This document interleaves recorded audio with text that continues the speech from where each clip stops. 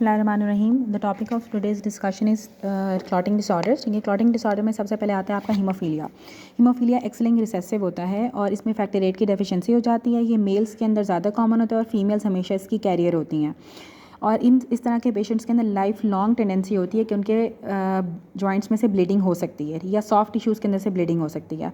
Symptoms में क्या आता है, पेशेंट आएगा, उसके जॉइंट में उसको एक्यूटली स्वे पेनफुल उसके जॉइंट्स होते हैं। नी जॉइंट सबसे ज़्यादा इन्वॉल्व होते हैं हीमोफीलिया के अंदर और स्पॉन्टेनियसली जो है ना विदाउट ट्रॉमा खुद ब खुद ही ब्लीडिंग होना स्टार्ट हो जाती है।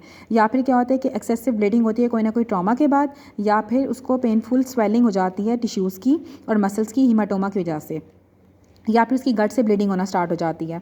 साइंस में क्या आता है कि आपका जो जॉइंट होगा ना वो स्वेल कर जाएगा, उसमें टेंडरनेस होगी और साथ जॉइंट जो है वो डिफॉर्म हो जाता है और बॉडी की दूसरी साइड्स पे भी आपको टेंडरनेस मिलती है और साथ स्वेलिंग भी मिलती है और साथ आपको मसल और नर्व के ऊपर भी रिपीटेड हीमाटोमास मिलते हैं। ठीक है, इन्वेस्टिगेशन जब हम हीमोफीलिया की कराते हैं इसमें ब्लीडिंग टाइम आपका नॉर्मल आता है क्योंकि ये क्लॉटिंग डिसऑर्डर है। क्लॉटिंग टाइम आपका प्रोलॉन्ग आएगा, प्लेटेड काउंट आपके नॉर्मल होते हैं और फैक्टर 8 की डेफिशिएंसी होती है, इसी से हमें डायग्नोसिस का पता चलता है। दूसरा आता है आपका फैक्टर 9 की डेफिशिएंसी की वजह से, इसे हम कहते हैं क्रिसमस डिजीज़ या फिर इसको हम हीमोफीलिया बी भी कहते हैं। ये भी आपका वही एक्स लिंक्ड रिसेसिव ही होता है हीमोफीलिया ए की तरह। उसके बाद आती है आपकी von Willebrand disease. Von Willebrand disease आपकी ऑटोसोमल डोमिनेंट होती है। ये मेल्स और फीमेल्स दोनों के अंदर इक्वली ही कॉमन होती है और ज़्यादातर ये फीमेल्स के अंदर कॉमन होती है। इसमें फैक्टर 8 रिलेटेड जो एंटीजन होता है ना 8 रैग, ठीक है, उसकी डेफिशिएंसी हो जाती है। इसके अंदर आपको सुपरफिशियल ब्लीडिंग भी होती है और डीप ब्लीडिंग भी होती है। इसमें ब्लीडिंग टाइम आपका प्रोलॉन्ग हुआ होता है। नॉर्मल हीमोफीलिया के अंदर आपका ब्लीडिंग टाइम नॉर्मल होता है, लेकिन वॉन विली ब्रांड डिजीज़ के अंदर आपका ब्लीडिंग टाइम प्रोलॉन्ग हुआ होता है।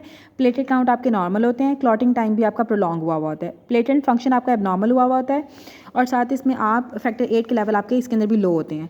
हम पेशेंट को जब हम फ्रेश फ्रोजन प्लाज्मा या क्रायोप्रेसिपिटेट देते हैं ना तो उसका फैक्टर 8 के लेवल इंक्रीज़ कर जाते हैं, लेकिन हीमोफीलिया वाले पेशेंट्स के अंदर अगर हम फ्रेश फ्रोजन प्लाज्मा या अगर उनको क्रायोप्रेसिपिटेट देंगे तो उनके फैक्टर 8 के लेवल इंप्रूव नहीं करते हैं। इसी से हम डिफ्रेंशिएट करते हैं वॉन विली ब्रांड डिजीज़ को हीमोफीलिया से। साथ आती है आपकी विटामिन के डेफिशिएंसी। विटामिन के डेफिशिएंसी 2, 7, 9, 10 फैक्टर्स होते हैं जो कि विटामिन के ऊपर डिपेंडेंट होते हैं और उसकी सिंथेसिस के लिए नेसेसरी होता है कि विटामिन के आपका प्रेजेंट हो। अगर विटामिन के की डेफिशिएंसी हो जाती है फैट मेल अब्जॉर्प्शन वाले पेशेंट्स के अंदर तो उसमें इन सब फैक्टर्स की भी डेफिशिएंसी हो जाती है और आपको क्लॉटिंग डिसऑर्डर्स डेवलप हो जाते हैं। इसके लिए हम पैरेंटल विटामिन के की थेरेपी देते हैं।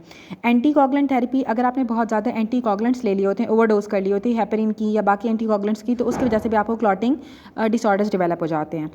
अगर आपकी लिवर डिजीज़ बहुत ज़्यादा एडवांस हो गई है क्योंकि लिवर से ही आपके क्लॉटिंग फैक्टर्स बनते हैं तो उसकी वजह से भी आपको कॉगुलेशन डिफेक्ट्स डेवलप हो जाते हैं। अब आती है DIC, disseminated intravascular coagulation. Disseminated intravascular coagulation के अंदर बेसिकली आपकी कॉगुलेशन होती है, ठीक है, उसमें आपके सारे क्लॉटिंग फैक्टर यूज़ हो जाते हैं और अल्टीमेटली फिर आपको ब्लीडिंग होना स्टार्ट हो जाती है और ब्लीडिंग आपकी पूरी की पूरी बॉडी के अंदर होती है। ये ज़्यादातर 4 कंडीशंस के अंदर होती है, या अगर आपको कोई ऑप्सी कोई मसला होगा जैसे कि अगर एब्रप्शियो प्लेसेंटा है, एक्लेम्शिया डेवलप हो गया या डेड फीटस हो गया या एमनियोटिक फ्लूइड एम्बोलिज्म है। सेप्सिस वाले पेशेंट्स के अंदर, मैलिग्नेंसी के अंदर या सेप्टिसीमिया के अंदर या सीवियर ट्रॉमा के अंदर आपको DIC डेवलप होती है। DIC के अंदर आपकी पूरी बॉडी के अंदर जनरलाइज ब्लीडिंग आपको मिलती है, साथ इसमें आपको पर्परा भी मिलेगा, इकीमोसिस मिलेगी, आपकी म्यूकस मेम्ब्रेन से ब्लीडिंग भी हो रही होगी और पेशेंट जो है ना वो बहुत ज़्यादा बीमार होगा, ग्रेवली इल होगा।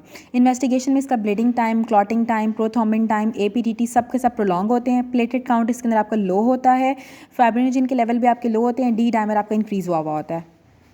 हम दो तरीक़ों से दो डिसऑर्डर्स को डिफरेंशिएट करते हैं। आपके प्लेटेड डिसऑर्डर्स होते हैं, क्लॉटिंग डिसऑर्डर्स होते हैं। जो प्लेटेड डिसऑर्डर्स होते हैं इसमें आपको सुपरफिशियल ब्लीडिंग होती है, स्किन के ऊपर होगी, म्यूकस मेम्ब्रेन्स के ऊपर होगी।